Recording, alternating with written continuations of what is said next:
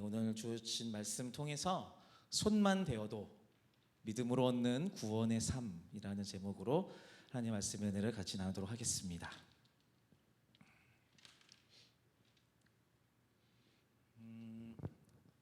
우리 예수님은요, 인간의 몸으로 오신 하나님의 독생자 아들이자 본체, 우리는 이것을 통틀어서 메시아라고 합니다. 그리스도라고 하죠. 그러니까 이 예수 그리스도의 이 땅에 오심과 33년 그리고 3년간의 공생 그리고 죽음과 부활, 그러니까 이 모든 일의 결국을 복음서를 통해서 말씀을 통해서 알고 믿는 우리에게 이 예수님의 삶은 거룩과 정결, 신비 그 자체일 겁니다. 하지만 이 예수님이 그리스도임을 아직 믿지 못하고 또 경험하지 못한 이스라엘 백성들, 그러니까 본문 속의 사람들이죠. 예수님을 따라다니고 그 예수님을 향해서 선생님이라고 부르긴 하지만 메시아, 그리스도, 정말 구원, 우리에게 구원을 주실 분, 이런 확신까지는 아직 가지 못한 대다수의 이스라엘 사람들, 이 사람들에게는요, 이 예수님의 말과 행동과 가르침과 이적과 그 신비, 그 복음과 진리에 대해서 깨닫고 또 습득하고 소화시키고, 그리고 더 나아가서 나뿐만 아니라 다른 사람들에게, 좀 더 멀리 사는 사람들에게 그 예수님이라는 존재가 알려지기까지 시간이 좀 걸렸을 겁니다. 이게 무슨 말이냐면요, 저와 여러분들도 예수 그리스도를 알고 복음, 신앙생활을 하게 된 시기가 각자 다르잖아요. 물론 우리의 선택도 있었지만 누가 믿음이 더 좋았고 이런 개념이 아니라 그냥 시간이 걸렸을 뿐이죠. 사람들에게 복음이 전해지기까지. 네, 그런 거죠. 마찬가지라는 거예요. 복음서에서도 이스라엘 백성들에게 예수님의 그리스도와 관련된 그 소문이 퍼지기까지 시간이 좀 걸리는 겁니다. 네, 그러니까 이 흐름 가운데 복음서가 있다는 것들을 우리가 좀 알아야 됩니다. 그래서 복음서에 기록된 이 예수님의 이적과 또 설교, 사건 등을 살펴볼 때 예수님을 향한 이스라엘 백성들의 인지도, 예수님이 어떤 분인지를 알고 있는 그 인지도가 어느 정도인지를 파악하는 것은 저희가 본문을 이렇게 묵상하는 데 도움이 됩니다. 오늘 좀 볼게요. 오늘 읽은 본문이 마가복음 5장입니다. 마가복음 5장. 그러니까 이전에 1장부터 4장까지 이렇게 있는데요. 마태복음, 누가복음, 요한복음과는 다르게 마가복음은 1장 초반부부터 바로 그냥 사역이 시작됩니다. 1장부터 4장까지 예수님과 관련된 이벤트가 이게 막 소개가 돼요. 그러니까 많은 사람을 고치시고요, 귀신 들린 사람을 자유롭게 하고요, 중풍병자를 고치시고, 그러다가 중간에 죄인, 세리인 레위를 제자로 부르시기도 합니다. 또 어리석은 종교 지도자들과 논쟁도 합니다. 안식일 논쟁, 미리삭 논쟁 이런 것도 하고요. 그래서 논쟁을 해가지고 바리새인들을 박살을 내시죠. 통쾌하게. 그러다가 또 손 마른 사람을 치유하십니다. 치유 사역도 하시고, 또 비유를 통해서 하나님 나라에 대한 설교를 또 전파하십니다. 또 강을 건너시다가 풍랑을 만났는데 말씀만으로 풍랑을 잔잔하게 하는 엄청난 기적을 또 발휘하십니다. 자, 이 숨막히는 일정이 마가복음 1장부터 4장까지 벌어진 예수님의 사역의 일반이라고 생각하시면 돼요. 그리고 나서 오늘 함께 읽었었던 이 본문의 주인공을 만나는 겁니다. 무슨 말이냐면요, 이걸 말하고 싶어요. 이쯤 되면요, 제법 예수님의 존재감이 좀 올라가 있는 거예요. 이제 사역을 좀 하셨거든요. 사람들 만나서 말씀도 많이 하시고요, 권위에 대해서도 사람들에게 인정을 받고 있고요, 능력에 대해서도 인정을 받고 있는 소문이 제법 난 상태라는 거죠. 훌륭한 의사일 뿐만이 아니라 기적을 행하는 선지자, 더 나아가서 종교 지도자들과의 논쟁에서 전혀 밀리지 않는 학자로서의 그 권위를 가지신 분으로 인식되고 있는 상태인 겁니다. 자, 이것을 좀 전제로 갖고 이 본문을 봐야 됩니다. 먼저 오늘 18절에 보면요, 한 관리가 와서 예수님에게 절하면서 이르되라고 기록되어 있어요. 그리고 이 성경 구절에서 지금 이 관리의 이름을 야이로라고 하거든요. 야이로. 회당장이라고 기록하고 있습니다. 이 간구의 내용, 이 야이로가 회당장인 야이로가 예수님에게 와서 간구하는 내용은 이것입니다. 오늘 본문 23절인데요. 같이 한번 읽어볼까요? 시작. 간곡히 구하여 이르되 내 어린 딸이 죽게 되었사오니 오셔서 그 위에 손을 얹으사 그로 구원을 받아 살게 하소서. 자, 요청하는 겁니다. 우리 딸 살려주세요. 이 요청에 예수님은 거절하지 않으시죠. 또 다른 기적의 주인공을 만들기 위해서 그 야이로를 앞장세워서 발걸음을 옮기십니다. 야이로 역시 그 자기 요청에 수긍한 그 예수님을 손을 잡았는지 모르겠지만 어쨌든 이끌면서 마지막 희망을 붙잡는 심경으로 내 딸을 살리기 위해 앞장서 걸으면서 발걸음을 독촉합니다. 걸어가고 있는 그 상황 속에 지금 한 여인을 만나게 되는 거예요. 이 여인은요, 예수님 몰래 예수님을 따르는 수많은 무리 가운데 끼어 있습니다. 여기서 질문, 왜 무리가 많이 이렇게 있을까요? 예수님 주변에? 아까 얘기했잖아요. 인지도가 올라간 상태예요. 예수님에게 뭔가 바라는 게 있는 거죠. 기대하는 게 있는 거예요. 사람들이 몰려 있는 겁니다. 야이로와 함께 그 야이로의 집에 가서 또 다른 기적을 구경하고 싶어가지고 우르르 따라가는 겁니다. 그 무리 속에 지금 누가 있어요? 이 여인이 있는 거예요. 몰래. 본문 25절과 27절에 이 여인을 이렇게 소개하고 있습니다. 12해를 혈루증으로 알아온 한 여자가 있어 예수의 소문을 듣고 무리 가운데 끼어 뒤로 와서 그의 옷에 손을 대니. 물론 이제 그 모든 것을 아시는 예수님은요, 이 상황을 아셨겠죠. 아마 이 여인이 그 안에 있는 것도 당연히 아셨겠죠. 예수님이니까요. 근데 이 여인의 입장에서는요, 최대한 몰래 예수님께 다가가서 뭔가를 하려는 계획을 세우고 있었던 거예요. 그리고 그 계획이 성공합니다. 그 뭐였죠? 하고자 하는 게 옷을 만지는 거예요. 그 예수님의 옷을 만지는 거예요. 그 계획이 성공합니다. 자, 이 부분에서 우리는 이제 그 당시 분위기와 상황에 대해서 조금 더 살펴봐야 돼요.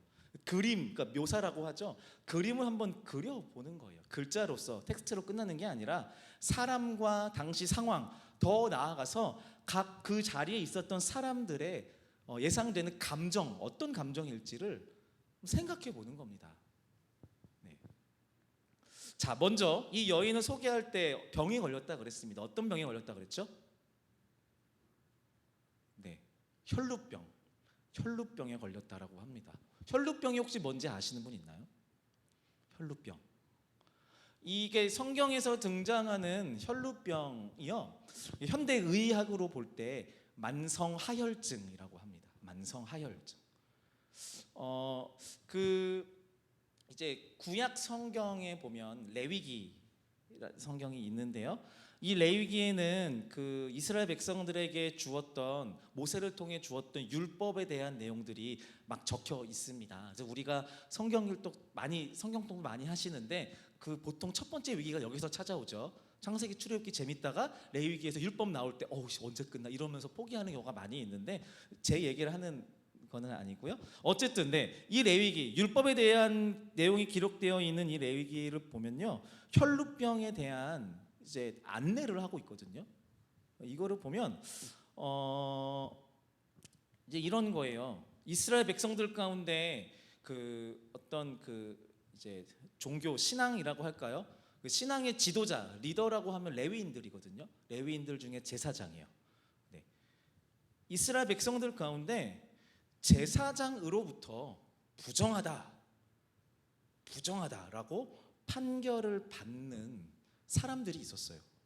이 사람들은요, 나병에 걸린 사람, 나병 환자, 그리고 출산 직후의 여자, 또 성경에 기록된 거 보면은 뭐 유출병, 설정하는 것, 월경하는 것, 그리고 오늘 본문에 이 혈루병 걸린 사람이에요.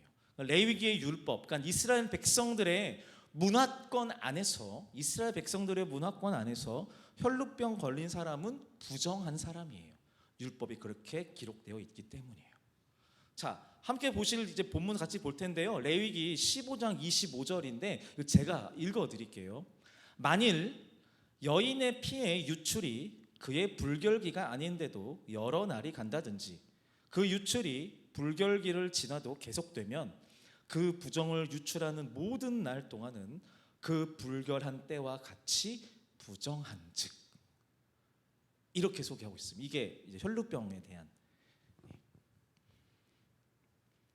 그러니까 율법 안에서 여인이 그 여자가 월경을 하는 것은 이제 피가 나오는 것이기 때문에 부정한 것이다라고 판결을 받는 거예요. 근데 이제 그게 끝까지 가진 않죠. 보통 한 7일 정도입니다. 그러니까 월경이 끝나면 이제 부정한 것에서 해방되는 거예요. 다시 일상으로 돌아오는 겁니다. 부정한 사람이 아닌 거예요. 자, 그런데 혈루병이요. 이 혈루병은요, 월경 7일이 지나도 끝나지 않는 거예요. 계속 피가 나는 겁니다. 다시 말해서 어떤 여인이 이 병에, 혈루병에 걸리게 된다? 그러면 이 여인은 혈루병에서 이 병이 고침받기 전까지는 모든 시간 동안 모든 사람들에게 부정한 사람이다라는 낙인이 찍히는 겁니다. 그리고 동시에 이 혈루병 걸린 여인이 누워 있었던 침대, 그가 앉아 있었던 자리, 그가 입었던 옷 다 부정합니다. 그리고 이 여인과 스쳐 지나가면서 닿았었던 그 모든 사람들도 다 부정하게 됩니다. 부정탄다 할 때 이게 그 부정이에요. 일상으로의 복귀를 꿈꿀 수는 있겠죠. 한 가지 가능성, 병에서 낫는 거예요. 혈루병에서 낫는 거예요. 낫지 않는다면 이 여인은 완전히 진짜로 격리된 인생을 살아야 돼요. 격리가 이제 뭔지 아시잖아요. 격리된 인생을 살아야 되는 거예요. 이 병에서 낫지 않으면. 자, 오늘 본문 마가복음 5장에서요 혈루병 걸린 여인의 이야기를 조금 자세하게 기록해요. 어떻게 말하냐면요, 이 여인이 이 혈루병에 걸린 이후에 많은 의사를 찾아가서 치료를 받아보려고 했는데 전혀 소용이 없었고 자신이 가진 것도 다 허비했다라고 합니다. 그런데 그 세월을 말하고 있어요. 몇 년이요? 12년이요. 12년 동안 별짓을 다 해본 거예요. 자신이 할 수 있는 모든 것으로 이 병에서 낫고 싶었어요. 그런데 실패합니다. 여러분, 오랫동안 병을 앓고 있는 사람을 이렇게 보면요, 보통 이런 말을 자주 합니다. 너 안색이 좀 안 좋아. 괜찮아? 보통 그러죠. 맞습니다. 아픈 사람, 특히 지금 이 혈루병이라고 하는 건요 혈관 질환이거든요. 혈관 질환을 앓고 있는 이 여인은 얼굴색이 좋았을 리가 없습니다. 이 여인은 아마 예상컨대 12년의 시간 동안 만나는 모든 사람에게 자신이 병자라는 것을 말하지 않아도 광고하는 것처럼 살았을 거예요. 조심하고 조심해서 혈루를 보이지 않더라도 얼굴색에서 이미 이 여인은 병자 그 자체란 말이죠. 여러분, 이게 진짜 무서운 겁니다. 가끔씩 이제 전 아이를 키우니까요, 그 어떤 지역에 어린이집이나 유치원에 그러니까 전염병이 돌 때가 있습니다. 뭐 사실 이제 그 저희에게 좀 익숙하죠. 이제 코로나를 겪어봤으니까요. 근데 그거 말고서라도 뭐 독감이라든지 아니면 어떤 그 예전에 기억나는 게 이제 이제 각막의 질환을 유발하는 장염이 돌았던 적이 있었어요. 되게 신기한 바이러스죠. 아무튼 그렇게 이런 전염병이 돌면요 유치원에서 가정통신문을 보냅니다. 어떤 내용일까요? 혹시 대개 자녀에게 요즘 유행하는 전염병의 증상이 보이거든 스스로 판단해서 등원시키지 말아주세요. 이렇게. 그럼 이 시기에는요 진짜로 무슨 폭탄 맞은 것처럼 유치원에 애들이 안 와요. 없습니다. 왜? 그러니까 내가 병이 있는 것이 이렇게 자제해서 안 가는 것도 있지만 혹시 나는 멀쩡한데 우리 애기는 멀쩡한데 거기에 누가 와서 있을까봐 안 보내는 겁니다. 그 기간이 지날 때까지 그렇게 되는 거예요. 자, 이 혈루병 걸린 여인이요 끊임없이 부정한 피가 흘러내리는 이 병을 고치기 위해서 전 재산을 다해 애쓴 그 12년의 세월 동안 이 여인은요 마음속으로 늘 불안함과 고통과 자기 주변의 모든 사람들을 향한 미안함이 가득했을 거예요. 물론 전염되는 건 아니에요. 그런데 내가 이 혈루병으로 인해서 부정한 사람이 되었잖아요. 그리고 모든 사람들한테 내가 입던 옷, 내 침대, 내가 만지는 모든 것들이 다 부정하게 되는, 마치 내가 무슨 악의 근원처럼 누군가한테 전파하는 사람처럼 그 정체성을 갖고 12년을 살았을 거예요. 그의 가족은 물론이고 만나는 모든 사람들에게 괜히 미안한 거죠. 나 부정한 여인인데 저 사람한테 이 부정이 옮겨가면 어떡하지? 이런 미안함을 갖고 살았을 거라는 거죠. 그녀는 위축된 인생을 12년 동안 살았을 겁니다. 자존감이 정말 밑바닥이었을 거예요. 그런 여인이 지금 그렇게 12년을 보내온 이 여인이 예수님의 소문을 듣고 예수님에게로 향하는 겁니다. 그런데 당당하게 갈 수가 없습니다. 왜요? 부정을 전파하는 여인이니까요. 그걸 그렇게 자신이 그렇게 알고 있거든요. 그래서 몰래 다가갑니다. 뒤집어 쓰고 아무도 보지 못하게 몰래 찾아갔겠죠. 하지만 고침받고 싶습니다. 그녀는 물론 24시간 365일 12년 동안 부정한 피를 흘리는 여인이긴 하지만 고침받고 싶습니다. 이제 의학적으로 고침받을 수 있는, 지불할 수 있는 돈도 없고 알거지가 되었지만 여전히 고침받고 싶어요. 이 지긋지긋한 부정 타는 인생에서 벗어나고 싶은 거예요. 그래서 마지막 수단으로 희망을 갖고 예수님에게 갑니다. 본문 5장 28절의 말씀을 같이 읽어볼게요. 시작. 이는 내가 그의 옷에만. 이게 무슨 말이냐면요, 지금 이 여인이요 예수님의 옷에 손을 대기 전에 생각한 거예요. 저분이라면 내가 옷에 손만 대도 나을 수 있겠지.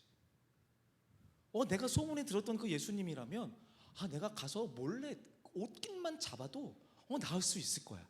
이런 믿음이 생겼던 거죠. 그리고 이 믿음을 가지고 예수님의 옷에 손을 댔는데 기운이 막 들어오는 겁니다. 이상, 처음 겪는 이 기분, 엄청난 기운을 느끼게 되는 거예요. 다음 절이요. 다음 절 같이 읽어볼게요. 시작. 이에 그의 혈루 근원이 곧 마름에 병이 나은 줄을 몸에 깨달으니라. 정말 신기해서 놀랄 겨를도 없이 뒤에서 예수님의 음성이 들립니다. 누가 내 옷에 손을 댔어? 예수님의 갑작스러운 이 외침에 가장 먼저 반응한 사람들은 누구냐? 제자들입니다. 본문 31절 제자들이 이렇게 말합니다. 제자들이 여짜오되 무리가 에워싸 미는 것을 보시며 누가 내게 손을 대었느냐 물으시나이까 하되. 자, 이것 좀 보면요, 잘 보면요, 지금 제자들이요 예수님한테 깍듯이 대답하는 게 아니에요. 이 본문을 새 번역 성경으로 좀 쉬운 번역으로 다시 한번 볼까요? 네, 같이 읽어볼게요. 아래 누구냐 다음부터 시작. 제자들이 예수께 무리가 선생님을 에워싸고 떠밀고 있는데 누가 손을 대었느냐고 물으십니까? 하고 반문하였다. 느낌이 좀 오세요? 네, 존경을 담은 말이 아니라는 거예요. 이거 비아냥거리는 겁니다. 왜요? 지금 예수님이 지금 무슨 리무진 타고 의전 받으면서 생활하는 게 아니에요. 사람들은 가득해요. 예수님의 소문을 듣고 나도 뭔가 좀 콩고물 얻을 수 있을까? 그 가르침을 들을 수 있을까? 메시아라는데 진짠가? 잘생겼나? 이런 생각을 하면서 다 몰려들었단 말이에요. 근데 지금 가는 길이었죠. 어딘가로 가는 길에 물 둘러싸여서 막 가고 있는데 갑자기 예수님이 이러는 거예요. 누가 내 옷에 손댔어? 제자들이 기가 막힌 거죠. 안 그래도 피곤해 죽겠는데, 아니 이 무리들 정리도 안 시키고 부르면 가고 계속 그러고 있는데 지금 뭐 이렇게 통제가 안 되는데 그러고 있는 거예요. 서가지고 누가 내 옷에 손댔어? 누가 내 옷에 손댔어?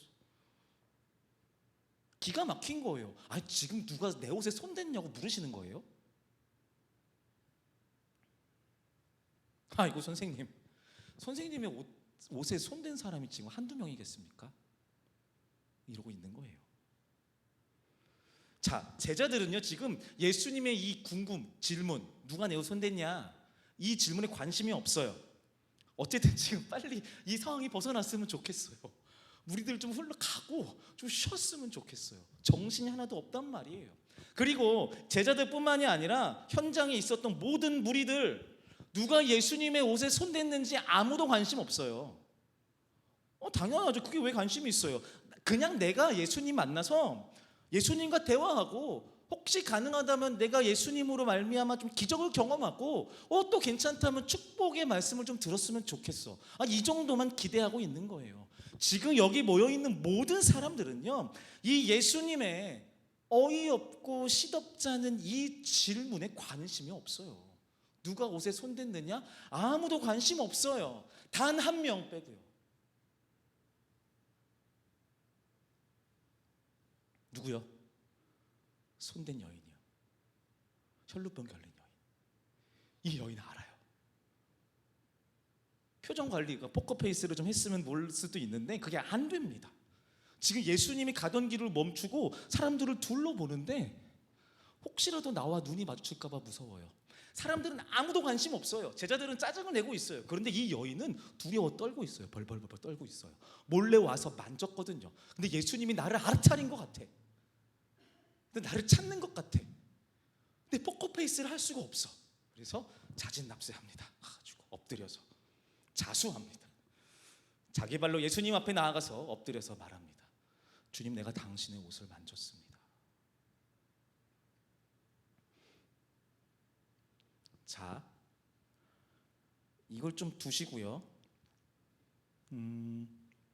지금 제가 한참 우리가 같이 이야기를 한 이 이야기의 주인공은 예수님과 혈루병 걸린 여인, 여기에 지금 시점이 맞춰져 있거든요. 그런데 우리가 잊으면 안 돼요. 지금 이 상황을, 이 배경, 이 지금 상황을 설정한 사람이 따로 있어요. 혈루병 걸린 여인이 만든 스테이지가 아니에요. 지금 돌이켜보면 지금 예수님 어디 가고 있었죠? 어디 가고 있었어요? 지금 예수님을 중심으로 생성된 이 무리는요, 목적이 있는 행렬이에요. 목적이 있단 말이에요. 이 행렬을 예수님이 이끌고 가고 있는 게 아니라 예수님의 걸음을 재촉하는 또 다른 인도자가 지금 있단 말이에요. 누구요? 야이로요. 자신의 딸을 구원하기 위해서 예수님에게 요청한 사람, 이 야이로요. 예수님은 지금 야이로의 집에 가고 있는 길이었단 말이에요. 그의 딸을 고쳐주기 위해서. 그러는 와중에 지금 이 상황을 맞이한 거예요. 누구냐? 누가 내 옷에 손을 댔냐? 주여, 사실은 제가 여차저차해서, 이런 상황을 맞이하게 된 거예요. 자, 여기 있는 많은 분들이 자녀를 키워보셨고요. 또 지금 손주를 양육하고 계실 것 같아요. 부모라는 게 참 신기합니다. 저는요, 원래 아기를 좋아하는 사람이 아닙니다. 놀라지 않으시네요. 그렇게 보이시나요? 네, 아기를 좋아하는 사람이 아닙니다. 첫째 아이인 정훈이를 이제 임신했다라는 그 사실을 알았을 때 제가 번호는 기억이 안 나는데 버스 정류장에 기타를 메고 내리는 배를 누르고 기다리는 상황이었거든요. 그때 전화를 받았어요. 나 임신이래, 이렇게 얘기를. 그래서 그 얘기를 들었을 때 정말 기뻤습니다. 와 같은 척을 하느라 정말 힘들었습니다. 근데 이제 이 아이가 날 조금 닮은, 물론 제 생각이고요, 다들 이제 저랑 판박이라고 하지만 어쨌든 저를 조금 닮은 이 아기가 태어나서 자라고 성장하더라고요. 그런데 이 아이가 집에서 키우던 강아지 이상의 소통을 하기 시작하는 겁니다. 일단 말을 하고요, 그리고 얼굴 표정이 생기는 거예요. 반응을 하는 거죠. 그렇게 어느 날부턴가 제 안에 부성애라는 게 생기더라고요. 이게 얼마나 무섭냐면요, 그냥 시쳇말이 아니라 내가 정말 내 딸을 위해서 대신 죽으라면 죽을 수 있겠구나라는 생각이 들더라고요. 저를 완전 닮은 아들도 있죠. 다를까요? 똑같습니다. 저는 제가 아들에게 뽀뽀를 하고 볼을 부비는 아빠가 될 거라고 한 번도 상상해 본 적이 없습니다. 좀 그러고 살고 있습니다. 귀요미 셋째 미소라는 아이는요, 저희 가족 중에서 저뿐만이 아니라 다른 3명의 엄마와 남매들에게 사랑을 독차지하고 있습니다. 부모에게 자식이란 이런 존재예요. 자, 지금 야이로는요, 자신의 딸이 죽어가는 상황에서 목숨과도 바꿀 수 있는 소중한 딸을 살려줄 수 있는 사람을 모시고 가고 있는데, 말하자면 지금 방해 세력과 상황을 만난 거예요. 너무 싫었을 겁니다. 야, 도대체 어떤 인간이야? 누가 예수님 옷에 손을 대가지고 시간을 지체하는 거야? 뭐야 지금 저 여인은 도대체 뭔데 내 딸의 앞길을 막는 거야? 예수님이 기적을 경험해야 내 딸이 살 텐데, 예수님이 손을 대야 내 딸이 살 텐데 왜 지금 여기서 이러고 있는 거야? 바빠 죽겠는데. 안절부절하는 야이로는 안중에 없이 예수님과 이 여인의 대화는 그 자리에서 오고 갑니다. 여인의 이야기를 다 들은 예수님이 여인을 축복합니다. 너의 믿음이 너를 구원한 것이다. 평안히 가라. 너는 내 병에 놓여 이제 건강할 것이다. 이거 보면 너무 이쁘죠? 예수님과 이 여인, 혈루병 걸렸던 과거죠. 이제 이 여인은 이렇게 반짝반짝 뾰로롱 하면서 이렇게 후광이 비치는 아름다운 상황이지만, 앞에서 어쩔 줄 몰라 하는 야이로는 땀 뻘뻘 흘리면서 이러고 있는 거죠. 마침 이 멋진 대화가 오고 가고 있는데 야이로의 사람이 와가지고 야이로한테 얘기합니다. 뭐라고 말하나요? 딸이 죽었습니다. 야이로는 예수님에게 이렇게 이야기합니다. 이제 더는 당신을 괴롭게 하지 않겠습니다. 다 끝났습니다. 그리고 야이로에게 예수님이 말씀하십니다. 36절의 말씀이요. 사람들의 말을 믿지 말고 나를 그저 믿기만 하여라. 다시요. 사람들의 말을 믿지 말고 나를 그저 믿기만 하여라. 그리고 예수님은 그 길로 야이로의 집에 가서 장례 준비를 하고 있는 그의 딸을 살려냅니다. 네. 우리가 알고 있는 유명한 알아보죠. 달리다굼, 소녀야 일어나라. 네. 여기에서 예수님이 하신 말씀이에요. 성경에서 예수님이 죽은 자를 살리는 이적을 3번 베푸십니다. 그 중에 한 번이 바로 이 야이로의 딸을 살렸던 기적입니다. 자, 정리해 볼게요. 한 상황 안에 2개의 기적, 2사람이 등장합니다. 예수님 옷에 손이라도 대어서 기적을 경험하고 싶은 여인, 그리고 예수님이 직접 손을 대어서 회복되기를 소망하는 소녀의 아버지 야이로. 이들이 경험한 기적은 동일합니다. 나음 받았습니다. 무엇이 중요할까요? 옷을 만지는 게 중요한가요? 예수님이 손을 대시는 게 중요한가요? 여러분, 우리는 기억해야 됩니다. 반드시 기억해야 돼요. 옷을 만져서가 아니라 옷을 만지기만 해도 나을 수 있다는 믿음이요. 예수님이 손을 대셔서가 아니라 예수님이 내 딸을 고쳐줄 것이라는 믿음이요. 자신의 딸이 죽었다고 하는 사람들의 절망의 말에 귀를 기울이지 않고 예수님이 내 딸을 끝끝내 고쳐줄 것이라는 그 믿음이 이 아버지로 하여금 기적과 구원을 경험하게 했다라는 겁니다. 이 믿음을 가졌을 때에 예수님을 통해 기적을 입는다라는 이 믿음을 가졌을 때에 이들이, 그리고 우리가 얻는 결론은 동일합니다. 방법은 별로 의미 없습니다. 믿음, 그 믿음. 예수님을 통해 기적을 누린다라는 이 믿음이 가장 중요합니다. 그 기적은 예수님을 향한 나의 행위 또는 예수님의 어떤 행위로 말미암아 생기는 것이 아니라 예수님 그 자체를 신뢰하고 기적의 주체로서 예수님을 믿는 믿음을 통해서 나타나는 것입니다. 이 믿음이 우리에게 있다면 우리가 예수님의 옷자락을 만지든 예수님의 머리카락을 만지든 또는 예수님이 우리에게 손을 얹든 발을 얹든 우리는 그 믿음으로 구원과 나음을 얻게 될 것입니다. 이 믿음이 저와 여러분들 안에 있어야 하는 줄 믿습니다. 이제 우리가 함께 찬양하고 기도할 텐데요.